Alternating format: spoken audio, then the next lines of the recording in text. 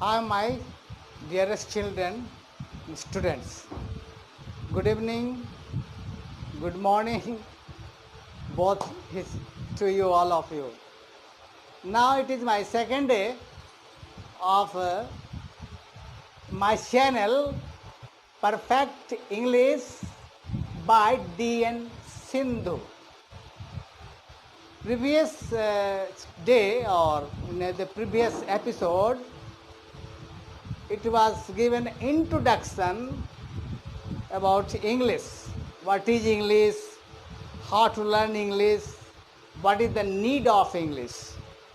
In which I have given some important parts to teach you how to learn English, basic need of English. Now today, but I one thing, and I would like to request you, my dear children, you will have to pay attention keenly and heartily. Unless you take interest and curiosity and eagerness and ardent to know everything, you can't get it and you can't success in anything. First of all, you must be obedience what I am teaching to you, and curiosity you should have in your heart and mind. दो चीज मैं कहना चाहूँगा, दो शब्द कहना चाहूँगा. थमती नहीं जिंदगी, थमती नहीं जिंदगी कभी किसी के नहीं रहने से. थमती नहीं जिंदगी कभी किसी के नहीं रहने से, लेकिन गुजरती है जिंदगी अच्छे हुनर से. अच्छी हुनर होनी चाहिए. किसी भी मामले में आप जाएं, पढ़ाई में, लिखाई में, खेल में, हर चीज़ में एक हुनर होनी चाहिए. और हुनर ही आदमी के जीवन का एक कैपिटल है, पूंजी है. That's on. Today I am giving you a very, very important part of English grammar. What is that? Today I will going to talk and I am going to teach you about verb, family of verb. Family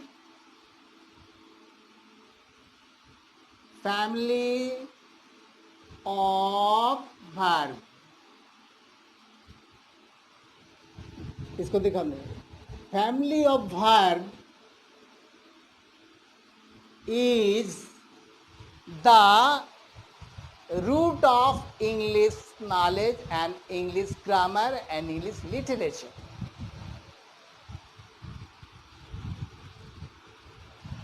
Family of verb is the root of English tree. Without of knowing this, you can't know English. Family of verb is a very large part of grammar. Like that, palpitation of the heart.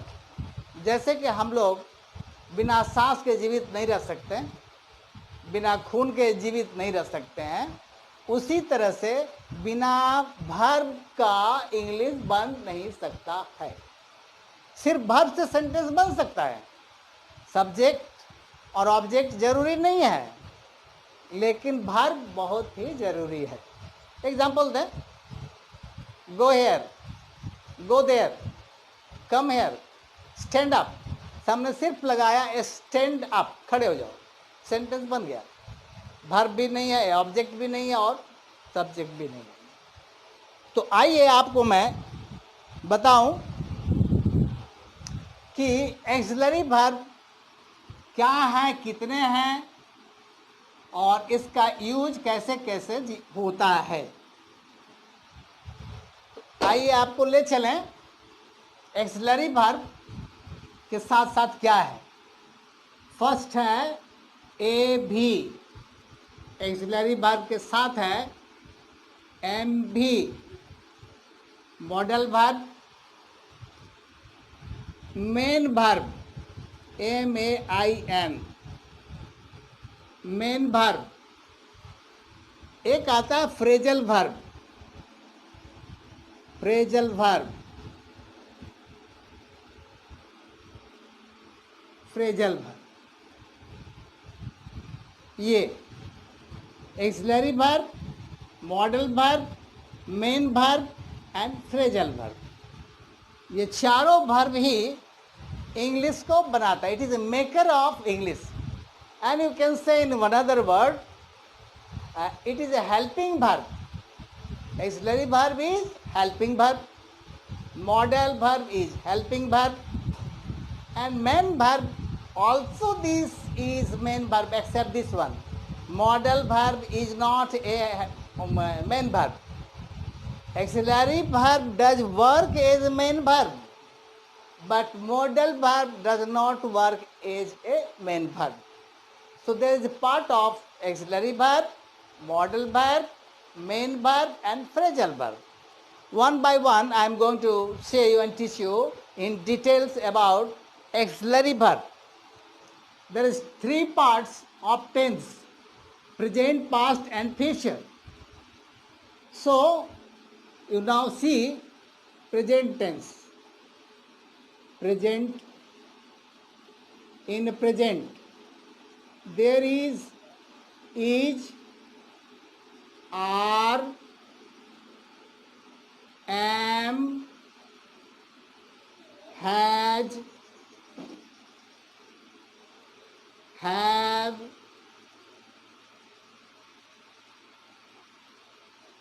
do, does, be.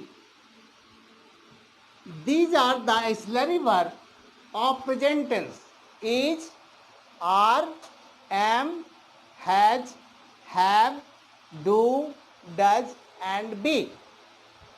But one of these, do and does, also work as auxiliary verb and main verb. It is both is used in auxiliary verb and main verb. Now see the auxiliary verb of past tense. Past tense.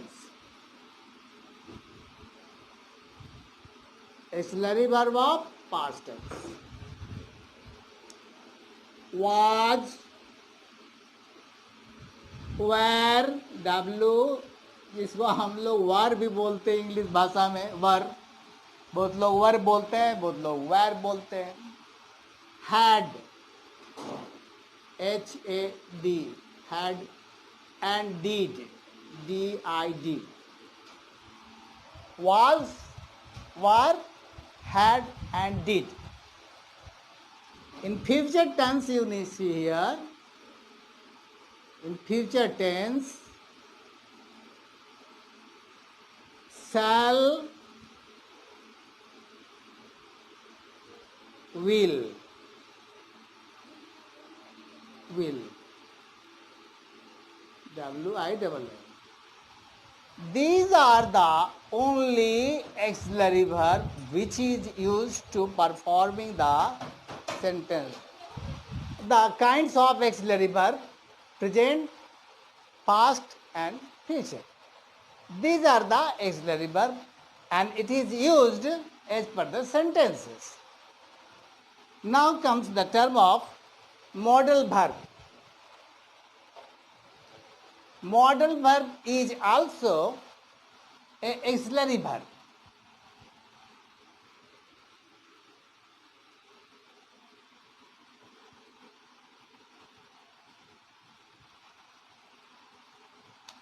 Modal verb is such type of a extra auxiliary verb, very important. And I think most of you, आप लोगों से बहुत लोग नहीं जानते हैं कि इसका यूज कैसे होता और कितना इम्पोर्टेंट है. First of all, I would like to explain you. Now you can see can, could, may, might,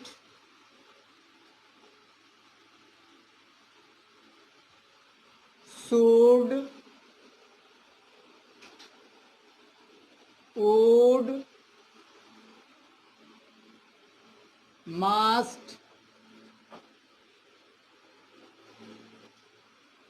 need,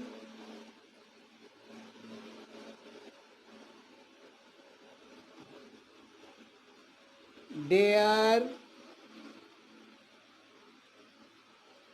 ought, O-U-G-H-T, and also shall and will, shall, will. Both shall and will work as a modal verb, also as an auxiliary verb. And later on afterwards I will go one by one to use of can, could, may, might, should, would, must, need, dare, what, all these things. It is used in other meanings. अलग अलग जगहों में इसका भी meaning इस्तेमाल होते हैं. एक चीज बहुत इंपॉर्टेंट है जिसमें हम कहना चाहेंगे बच्चों आपको कि modal verb is self dependent. ये मॉडल वर्ब जो है ना सब्जेक्ट से मतलब रखता है और ना पर्सन से मतलब रखता है. ये किसी से मतलब नहीं रखता है. जैसे आपको एग्जांपल दें, बहुत ही very very interesting, you can say it. Suppose that there is a person, first person, second person, third person.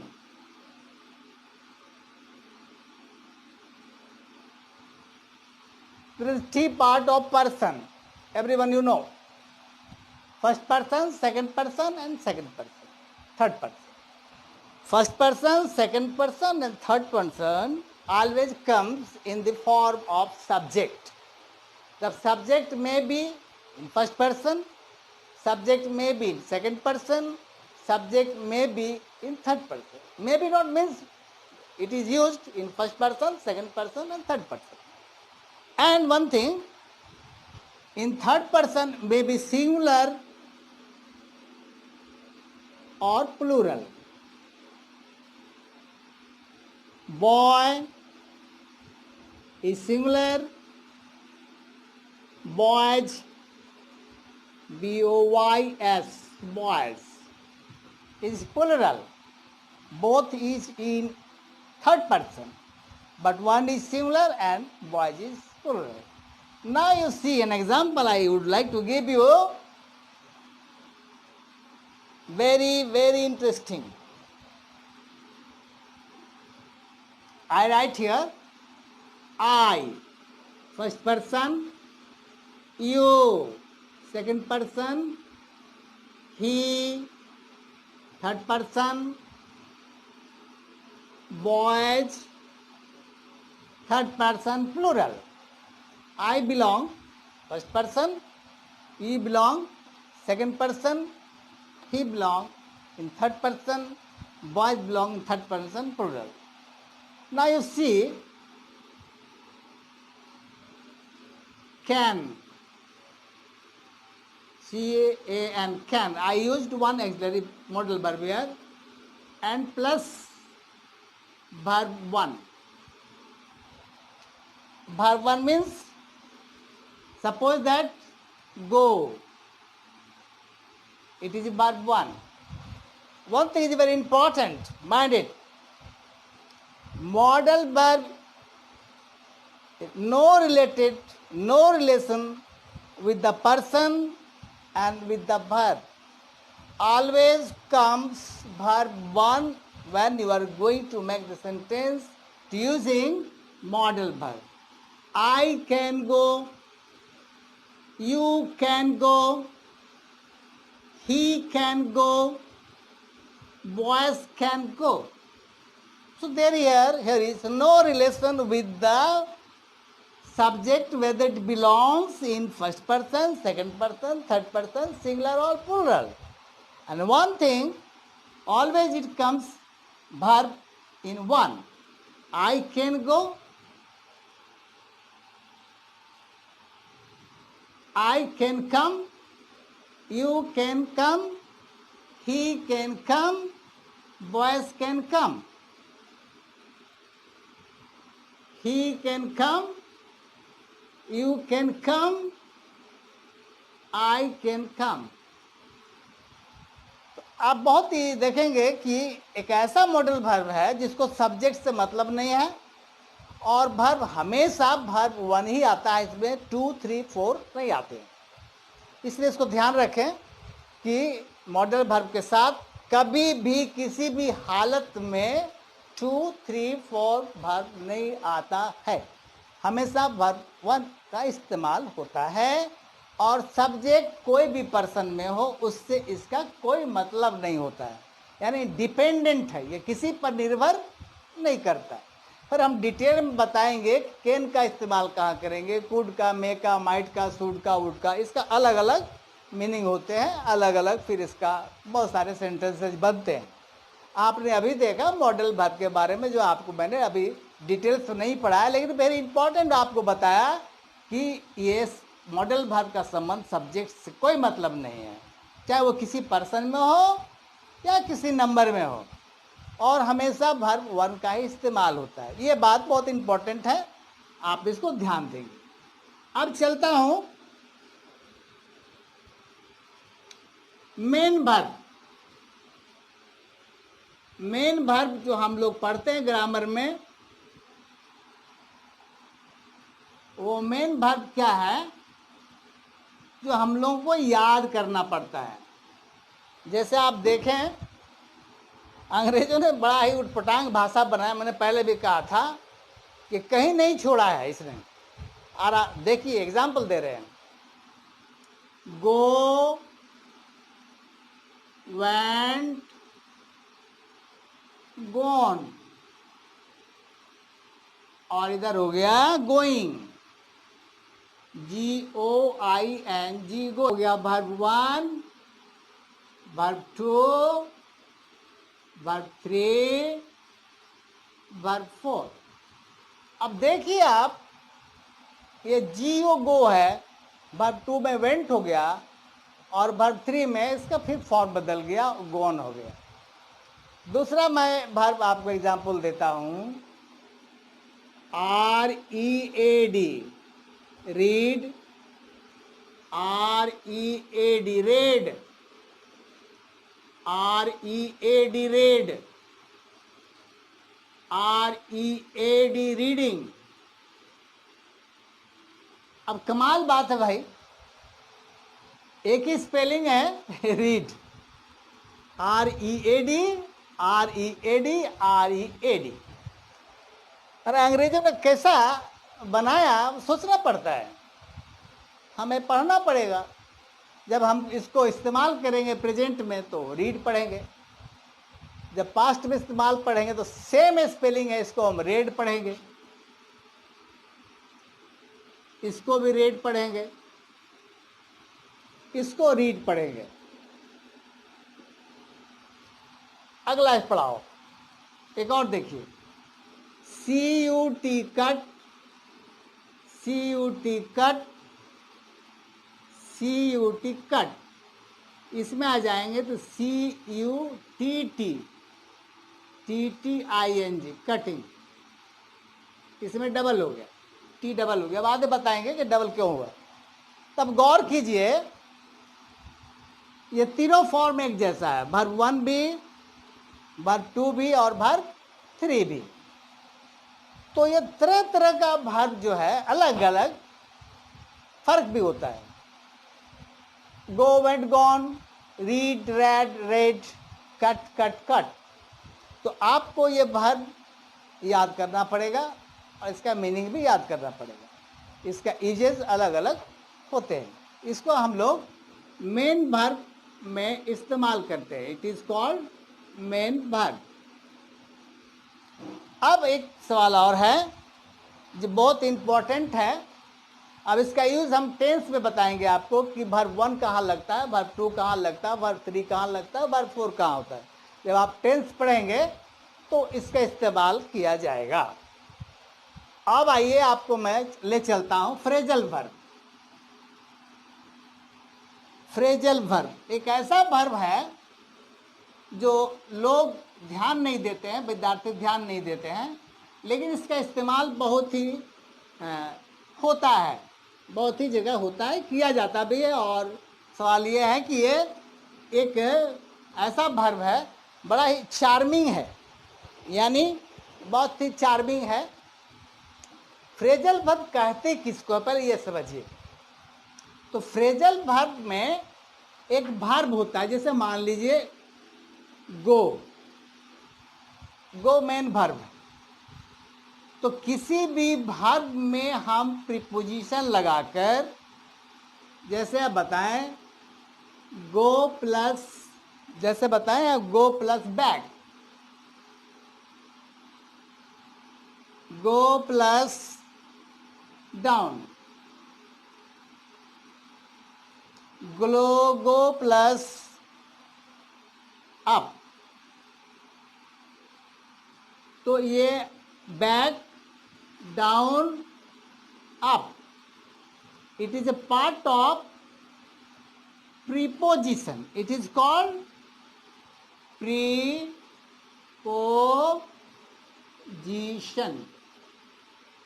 यानी कहने का मतलब है कि मेन वर्ब में हम एक प्रीपोजिशन इस्तेमाल करके एक दूसरा वर्ड बनाते हैं। ये अपना वर्ब मीनिंग छोड़ देता है, गो भी अपना मीनिंग छोड़ देता है, यहाँ भी मीनिंग छोड़ देता है, और एक दूसरा एक मीनिंग को पकड़ता है।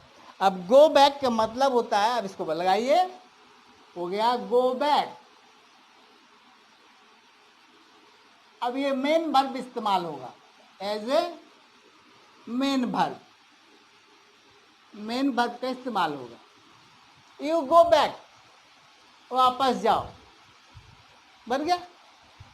जैसे हम कहते हैं you back return, back return भी बोलते हैं, वापस जाओ। उसी तरह से एक मेन वर्ब के साथ किसी भी प्रीपोजिशन को लगाने के बाद वो अपना स्वरूप का मीनिंग छोड़ देता है और एक दूसरा मीनिंग को प्राप्त करता है, उसे हम लोग बोलते हैं फ्रेजल वर्ब। इसका नाम है फ्रेजल वर्ब, फ्रेजल वर्ब। बहुत हैं फ्रेजल वर्ब, आप जब ग्रामर में उठाएंगे, पढ़ेंगे, ग्रामर में खोजेंगे तो 150-200-300 आपको 400-500 फ्रेजल वर्ब मिलेंगे। वो भी बहुत कमाल का चीज़ है, और अच्छी अंग्रेजी जानने के लिए इसकी भी ज़रूरत पड़ती है।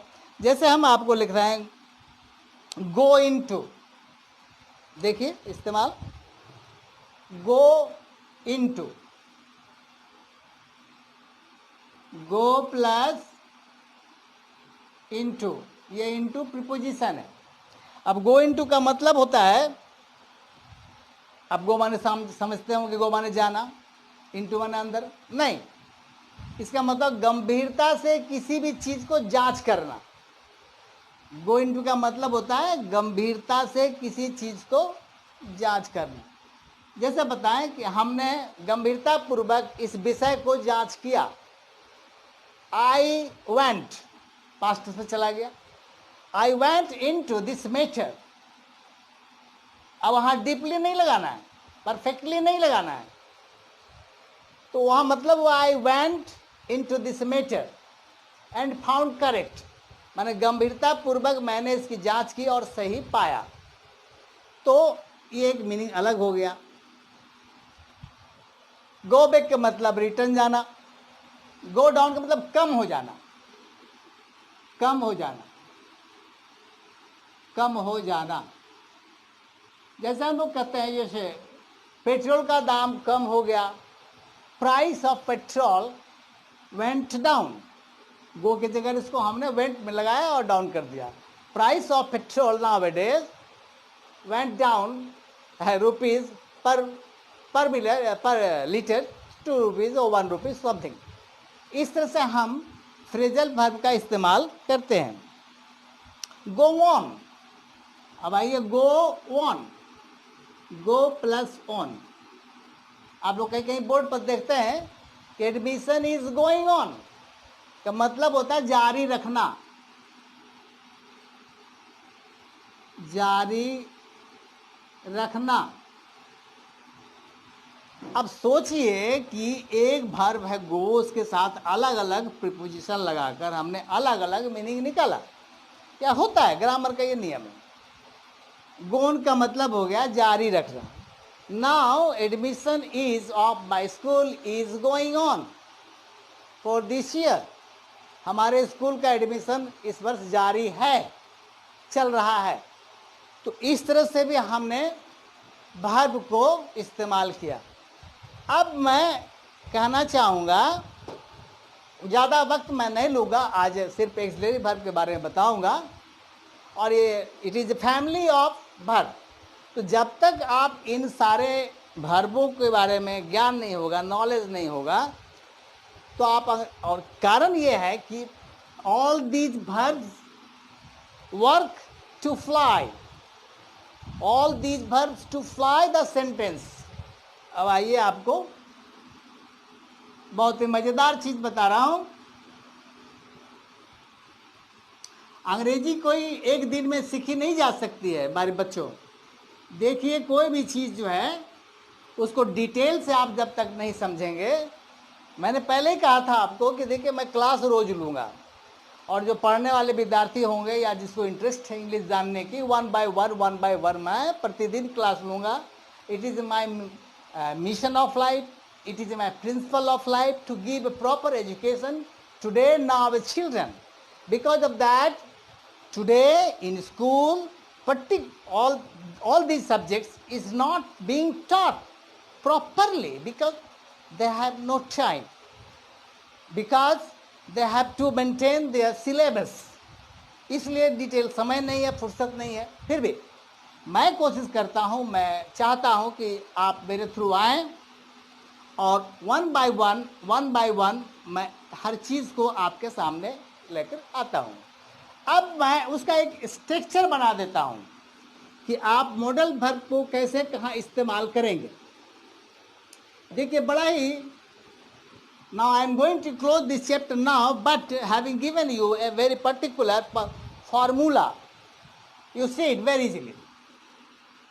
First person, second person, third person.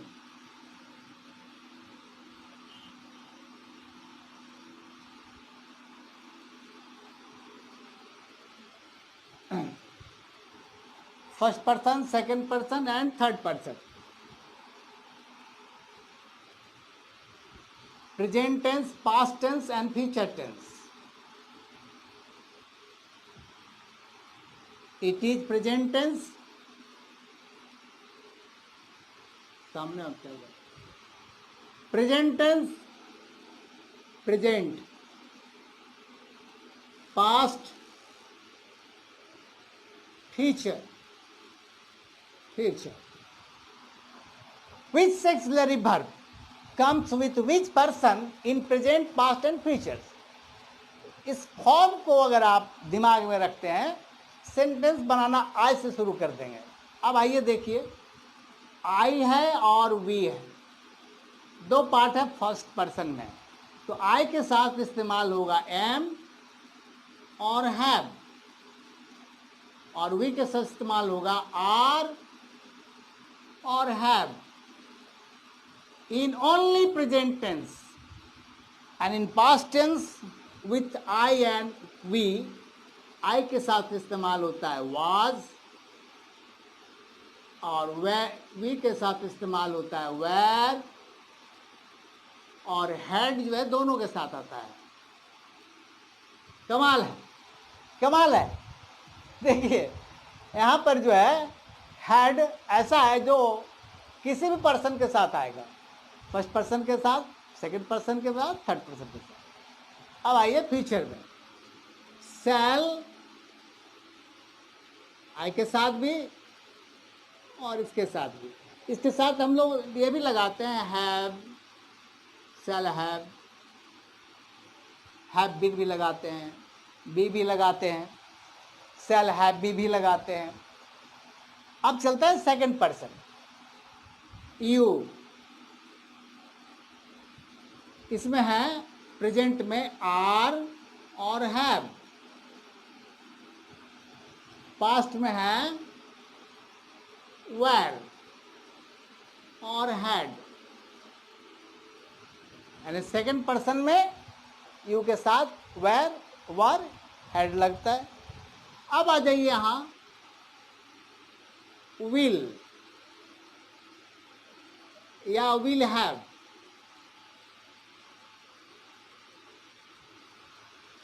अब देखिए will के आ गया सेकंड पर्सन में, आई एंड वी के साथ ऑलवेज सेल आता है। अब आइए थर्ड पर्सन जिसमें बहुत सारे चीज है, ये बाकी छोड़कर आई वी यू को छोड़कर दुनिया में जो भी है वो थर्ड पर्सन है, वो मे बी सिंगुलर और प्लूरल। जैसे ही, सी, नेम। अब नेम में आदमी का नाम है, जगह का नाम है, किसी भी चीज का नाम है, कोई थिंग्स है, थिंग। अब इसके साथ हमेशा जो है ईज आएगा और हैज आएगा, ईज और हैज। जब इसको हम प्लूरल में कन्वर्ट करेंगे, इन ए प्लूरल, प्लूरल जब नंबर में कन्वर्ट होगा तो ई के जगह पर आर आ जाएगा और हैज के जगह पर हैव आ जाएगा। कब? जब ये थर्ड पर्सन टर्न करता है प्लूरल में तो ये जंप कर जाता है इसके साथ, यानी प्रोग्रेस हो गया। ये सिंगुलर था इसलिए इज और हैज लगा, नाउ इट बिकेम प्लूरल, तो ये क्या करता है, ये अपने छोड़ को ऊपर वाले में चले जाता है, यानी जंप कर जाते हैं कि यहाँ पर हैव लगा है तो इज के जगह पर आर और हैज के जगह पर हैव का इस्तेमाल करते हैं प्रेजेंट में। अब आइए पास्ट टेंस में, इसके साथ है वाज और had. In past tense when the person remains in third person singular, और जब ये टर्न करता है फिर प्लूरल में, जब हम प्लूरल में ले आएंगे प्लूरल नंबर, तो ये फिर वाज का वेर हो जाता है और हैड तो हैड ही रहता है। मैंने पहले कहा, देखिए हैड, हैड, हैड, हैड, यानी अंग्रेजी एक बड़ी उटपटांग भाषा। मैंने पहले कहा था कि एक बड़ी अजीब चीज़ है, इसको याद रखना पड़ता है कि हेड, आंख मूंद लीजिए, वो first person, second person, third person, singular हो, प्लूरल हो, कुछ भी हो, उसके साथ हेड ही लगता है। Next in the future tense, will, WILL, will and will have। इसमें भी आएगा तो will भी लगाते हैं और shall भी लगाते हैं, ऐसी बात नहीं है, shall will का भी इस्तेमाल होता है। shall have, shall और shall have, ये आपका एक्सिलरी वर्ब हुआ, प्राइमरी एक्सिलरी वर्ब। अब इसके साथ मॉडल वर्ब, मॉडल वर्ब का कोई रिलेशन नहीं है। मैंने पहले कहा आपको, modal verb I can go, you can go, she can go, boys can go, boy can go, I should go, you should go, I should go, you should go, we should go, he should go, she should go, boys should go. उसमें कोई अंतर नहीं पड़ता है कि subject जो है किस पर्सन में है, और पता नहीं उसको वर्ब वन ही हम इस्तेमाल करते हैं। वर्ब टू आपने कभी सुना है कि I should going, I can running? न पढ़ा है, न सुना है, न देखा है। खैर that is one other things. तो मैंने आपको आज पढ़ाया axillary verb, modal verb, phrasal verb. अब आप सेंटेंस को हम सिंपल सेंटेंस भी बना सकते हैं। एग्जाम्पल मैं आपको बनाकर दिखाता हूं। आई एम पुअर, ये मैंने बनाया पास्ट प्रेजेंट टेंस में। इसको पास्ट में बनाना है तो इस एम को रिमूव कर देंगे और ये लगाएंगे। आई के साथ क्या लगा? वाज। आपने वाज कर दिया, आई वाज पुअर। अगर हमको फ्यूचर में बनाना होगा तो बनाएंगे आई शैल और इसके साथ लगाएंगे be, I shall be poor. कुछ करना नहीं पड़ा, आपने सिर्फ एक्सिलरी वर्ब को चेंज कर दिया और सेंटेंस बन गया। अब इसको हम अफर्मेटिव, निगेटिव, इंट्रोगेटिव और इंट्रोगेटिव निगेटिव में भी बना सकते हैं, या बनता है, 4 ही फॉर्म बनते हैं। याद रखो मेरे बच्चों, very important, very very important, mind it in always, your mind keep it. हम जब भी बात करते हैं, लिखते हैं, पढ़ते हैं, कन्वर्सेशन करते हैं, एक्सप्लेनेशन करते हैं, there in 4 sentence, very important, affirmative, negative, interrogative and interrogative negative. जैसे एग्जाम्पल दें, I am poor, I am poor affirmative, I am not poor negative. और एक्सिलरी वर्ब को हम आगे ले जाएंगे, सब्जेक्ट को पीछे बताएंगे बाद में मैं।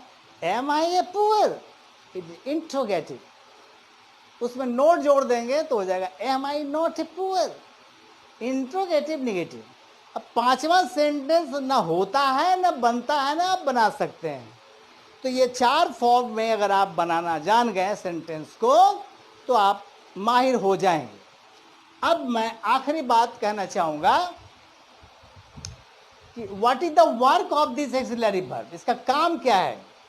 इसको हम बोलेंगे flying verb, wings of verb, पंख होती तो मैं उड़ जाती रे। हिंदी में गाना है, पंख होती तो मैं उड़ जाती रे। तो ये सारे वर्ब ही सेंटेंस को बनाते हैं, यानी फ्यूचर हो, प्रेजेंट हो, पास्ट हो, इंडिफिनिट हो, कंटिन्यूअस हो, परफेक्ट कंटिन्यूअस हो, या मॉडल वर्ब में हो, जो भी फंक्शन है वो वर्ब का काम है। वर्ब ही सेंटेंस को बनाता है। इसमें तब सब्जेक्ट और ऑब्जेक्ट का क्या फॉर्म है, कोई फॉर्म नहीं है। अब रह गया सवाल, नोट कर लें आप, इसको जान लें अच्छी तरह से। मैं ज़्यादा वक्त नहीं लूँगा, मेरा एक कोटा है कि आज आपको क्या पढ़ाना है, क्या बताना है। तो please mind it in your mind and write down in your copy all the parts of auxiliary verb. It is a family of verb. तो family of verb को आप जान गए, then you can be able to make any kinds of sentence, whether belong it, affirmative, negative और interrogative और interrogative negatives। तो आप मजबूत हो गए। अब आपको जानना पड़ेगा, मैंने अभी सिंपल बताया कि प्रेजेंट टेंस, पास्ट टेंस और फ्यूचर टेंस में एक्सिलरी वर्ब इस्तेमाल होते हैं। अब जब मैं टेंस पढ़ाऊंगा तो टेंस में इसका इस्तेमाल कैसे किया जाता है, मैं 1-2 दिन के क्लास में आपका टेंस कंप्लीट करूंगा। तो एक्सिलरी वर्ब आपने देखा, पर्सन देखा, अगर पर्सन याद होंगे तो ठीक है, नहीं तो देख लें। फर्स्ट पर्सन में ये I, we, you, he, she, names, things वगैरह है। आपसे कोई पूछेगा कि भाई आई क्या है, इंग्लिश में क्या बोलते हैं इसको, बोलेंगे मैं वो नहीं पूछना चाहता हूँ। इन I, we, you, he, she is which part, in which part of English grammar। हम इसको सब्जेक्ट बोलेंगे, नाउन बोलेंगे, प्रोनाउन बोलेंगे, वर्ब बोलेंगे, एडजेक्टिव बोलेंगे, क्या बोलेंगे, तो लोग नहीं समझ पाते। I, we, you, he, she, all these are pronoun, ये pronoun कहलाते हैं। So noun and pronoun comes in the person। Person means noun and pronoun, दुनिया में जो कुछ भी है नाउन है। आपसे पूछेगा what is the meaning of, what do you mean by noun, तो आप लोग को याद है name is the name of person, place, things, बचपन से रटते आए हैं। लेकिन माने क्या होता है, what do you mean by noun. तो मैं आपको अब आखिरी बात और लेसन, ना I am going to close this chapter now, again I will take the class of tense. But before that you will have to know, and it is very neat to know the uses of the auxiliary verb and modal verb and phrasal verb. So verb is the heart of the sentence। verb जो है वो English का जान है, इसलिए मैंने क्या कहा, फ्लाइंग वर्ब, विंग्स, विंग्स का मतलब होता है पंख, विंग्स, ये पंख है जो बर्ड्स के पास होते हैं, उड़ते हैं। जहाँ चाहेगा वहाँ उड़ेगा। अगर आपके पास विंग्स नहीं तो आप कांट फ्लाई। इसको हम अपनी लैंग्वेज में विंग्स वर्ब भी बोल सकते हैं। इसका नाम है फ्लाइंग वर्ब, जो उड़ता है, उड़ाता है। और इंग्लिश में आप जानते हैं इसको बोलते हैं helping verb. Helping verb grammar में इसको हेल्पिंग वर्ब के नाम से जाना जाता है, जिसको हम बोलते हैं एक्सिलरी वर्ब। लेकिन इसका मतलब ये है कि ये काम क्या करता है, सेंटेंस को बनाता है। वर्ब जब जानते हैं, प्रिंसिपल वर्ब हो या मेन वर्ब हो, एक्सिलरी वर्ब हो, मॉडल वर्ब हो, फ्रेजल वर्ब हो, तो अगर वर्ब का आपको ज्ञान है तो सेंटेंस बनाने में आपको आधा मदद मिल गया। तो इजीली यू कैन परफॉर्म और make a sentence in other way in 4 parts of sentences, affirmative, negative, interrogative, negative. तो मेरे प्यारे दोस्त बच्चों, मैं समझता हूँ कि आप लोग समझ पाए होंगे और कोशिश करेंगे समझने की, जानने की। मेरा पर्पस ही है आपको अच्छी तरह से सिखाना। और root word, what is the just exact study of English. हमें कोई ये नहीं कमाना है, नाम नहीं कमाना है। अगर आप में से कुछ बच्चे सीख लिए अच्छी तरह से, तो मेरा दावा है कि मेरा क्लास अगर आप इस तरह से कंटिन्यू लेते जाएंगे तो मैं आपको कम से come with in 6 to 7 month में इस लायक बना दूंगा कि आप अंग्रेजी को अच्छी तरह से समझ सकते हैं। उसके बाद प्रैक्टिस करना काम है, आपको हैबिट में लाना काम है, प्रैक्टिस करना बात। हम लोग जब बातचीत करते हैं, कन्वर्सेशन करते हैं, तो हिंदी में बोलते हैं, बांग्ला में बोलते हैं, उड़िया में बोलते हैं, हर भाषा में बोलते हैं अपने अपनी सोच के अनुसार। अब बात करके दौरान में निगेटिव बोलते हैं, इंट्रोगेटिव बोलते हैं, इंट्रोगेटिव बोलते हैं, इंट्रोगेटिव नेगेटिव बोलते हैं, क्या बोल सकते हैं ये तो मैं नहीं जानता हूँ। बात करने में कुछ भी, हाँ भाई गए थे ना, मैं तो नहीं गया था, क्यों नहीं गए थे, ऐसे तो भाई जाना चाहिए था, इस तरह की बातें होती हैं। तो इस बात को मैं विद इन सेकेंड ट्रांसलेट कर पाऊंगा, तभी तो कभी बात कर सकता हूँ। इसलिए one by one just I will reach you to the top of English. How can you learn? How can you talk? How can you explain? How can you write? So everything you can do it, but you will have to be obedient of the teachers, and you will have to follow all these rules. बिना rule का, rules का मतलब होता है discipline. जैसे एक छोटा सा मैं बात करके अपना आज का क्लास बंद करूंगा। कोई लड़का है, आप एग्ज़ाम दे रहे हैं, तो एग्ज़ाम में कॉपी जो है वो खाली रखा, ब्लैंक खाली है, क्या उसको मार्क्स मिलेंगे? नहीं मिलेंगे। कोई लड़का है जो कॉपी को काफ़ी भर दिया, पूरा लिख दिया, उठपटांग, जिसका कोई माई बाप नहीं है, जिसका कोई ऊंचा नीचा नहीं है, मतलब भरना था भर दिया, क्या उसको मार्क्स मिलेंगे? नो। इसमें भी नो। मार्क्स किसको मिलेंगे? आपने सही आंसर लिखा 1 2 3 4, you have written correct and accurate answer of the questions. लेकिन आपने किया क्या? क्वेश्चन 1 का जो आंसर होगा आपने क्वेश्चन 3 में जोड़ दिया, 3 का जो आंसर होगा उसने आपने 1 में जोड़ दिया, तो आपको मार्क्स मिलेंगे क्या? No. whereas we have written the correct answer but not in disciplinary manner, discipline में आपने नहीं लिखा, तो आपको मार्क्स नहीं मिलेंगे। मार्क्स कब मिलेंगे? कि आप डिसिप्लिन में आएंगे। 1 का जो आंसर है 1 में लिखेंगे, 2 का जो आंसर है 2 में लिखेंगे, 3 का जो आंसर है 3 में लिखेंगे, 4 का जो आंसर है 4 में लिखेंगे। यू विल गेट मार्क्स, मिलेंगे, डेफिनेटली मिलेंगे। आपने सही आंसर लिखा है और डिसिप्लिन मैनर में लिखा है, यानी जो 1 का आंसर होना चाहिए 1 में, 2 का आंसर 2 में, 3 का आंसर 3 में, you will get the marks. So it says that you will have to maintain the rules and discipline. So disciplinary actions and obedience and ardentness and eagerness of the student make him the gentleman और makes them a great man. तब आप अंग्रेजी अच्छी तरह जान सकते हैं. तो आज के क्लास में मैं यही समाप्त कर रहा हूं मेरे प्यारे बच्चों, मेरे प्यारे विद्यार्थियों, और मैं उम्मीद करता हूं कि अगर आपको अच्छा लगा, कुछ भी आपको अच्छा लगा जो आपने शायद स्कूल में इस तरह से नहीं सीखा होगा, मैं कोशिश भरसक करूंगा कि अच्छी ढंग से, अच्छे तरीके से, कम समय में आपको आपके चोटी तक पहुंचा दूंगा. It is my promise and challenge of my teaching experience of 65 years. Now I am on the age of 75 years. Now I have taught in so many schools. तो मेरा है episode perfect English by DN. Sindhu. इस पर आप like करें अगर आपको पसंद हुई, सब्सक्राइब करें अगर आपको अच्छा लगा. आपको अच्छा लगे न लगे, आप सब्सक्राइब करें न करें, but it becomes my duty, being a human and being a teacher, I would like to give you proper English education.